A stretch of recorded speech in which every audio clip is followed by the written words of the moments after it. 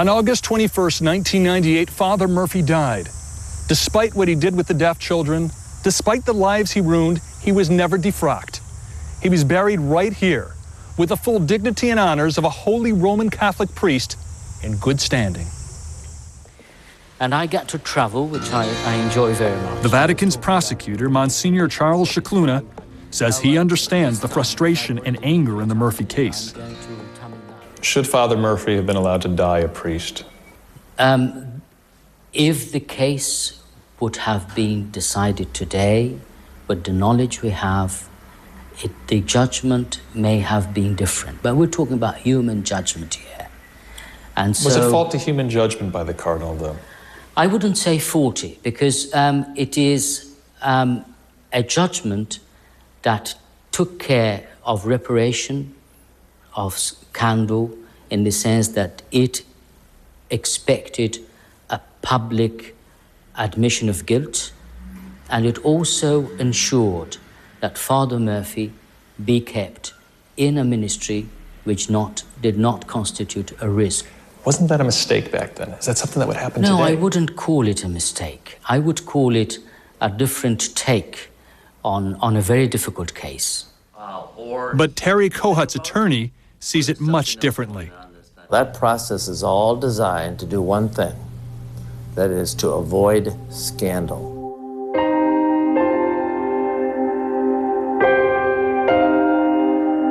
What would you say to the Pope if he was sitting across from you?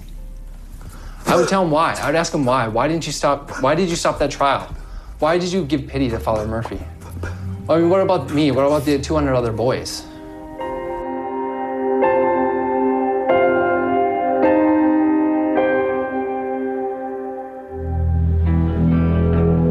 Coming up, another case of a pedophile priest with Cardinal Ratzinger's signature.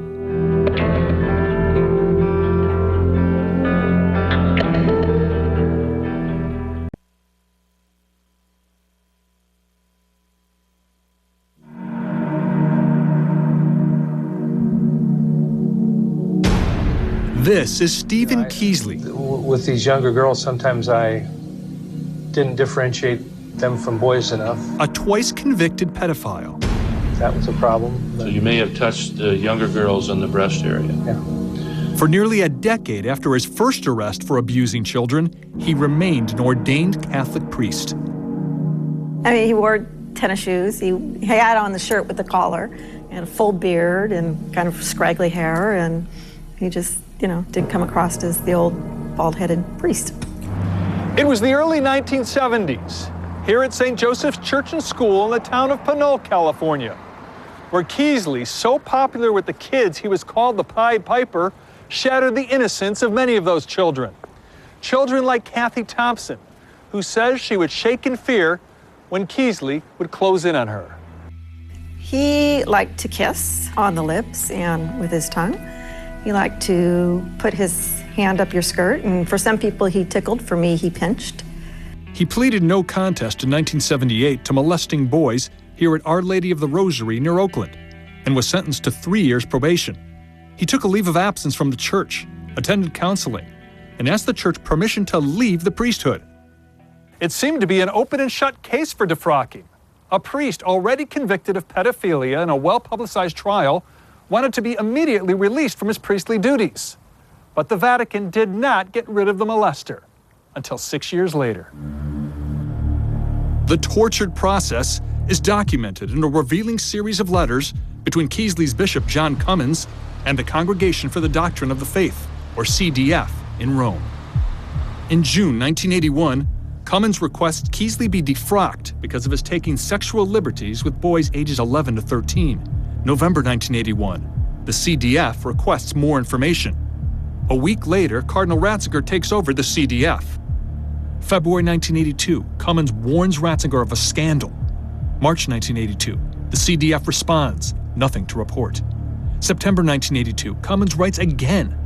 October 1982, the CDF, again nothing to report. Father Thomas Doyle, a former church insider, is now a victim's advocate. This seemed to be a key, crucial, burning issue for Bishop Cummins at the time. the fact that he continued to send letters over.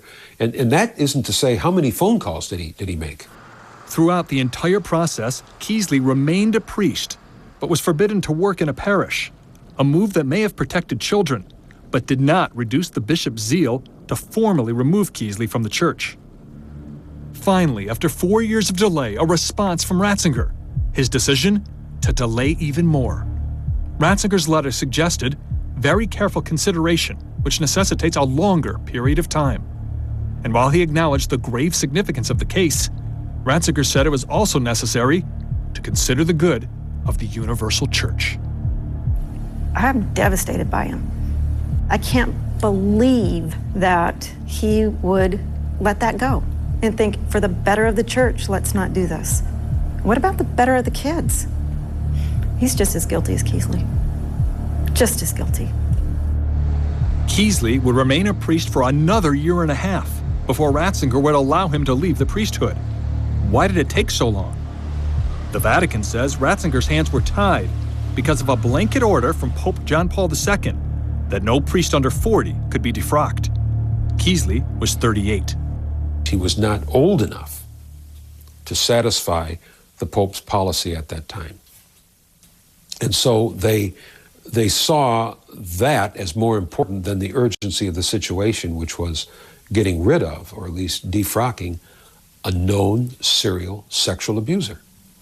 You understand how people, the victims and our viewers, can think, this is just like thinking from people who are just totally out of touch. No, we're not on Mars. We're not on Mars. I mean, that's what it sounds like. Yes, I understand, but... Monsignor Scicluna says Keesley could have been defrocked through a church trial, a process that would have taken years. There was a system, there was a procedure whereby a person could be reduced to the lay state or laicized, and it was a penal trial. So the procedure was there. It was the choice of the bishop on the local level. Now, bishops, I understand, want the quick way out, and I understand that time is of the essence in these things. Today we have a system whereby these requests are sent to the Holy Father irrespective of the age of the priest requesting. So we have gone forwards, and I'm very grateful for that. Keesley was laicized, the Vatican's term for defrocking, on February 13th, 1987, the day before his 40th birthday. Today, Keesley is a registered sex offender. His career as a pedophile did not end in the church. He molested a girl in 1995 and is now out of prison after being sentenced to 6 years. I found him in the parking garage of his condominium complex in Northern California, where he lives with his wife. I wanted to ask him about his past. Sir, how do you feel that the Vatican did not give you the approval to leave the priesthood? It was all a long time ago, he told me. But it seems like just yesterday for Kathy Thompson. What would you say to him? Rotten hell. And why don't you go there now?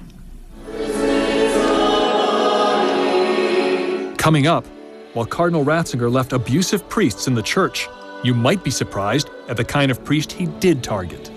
The body of Christ. The body of Christ.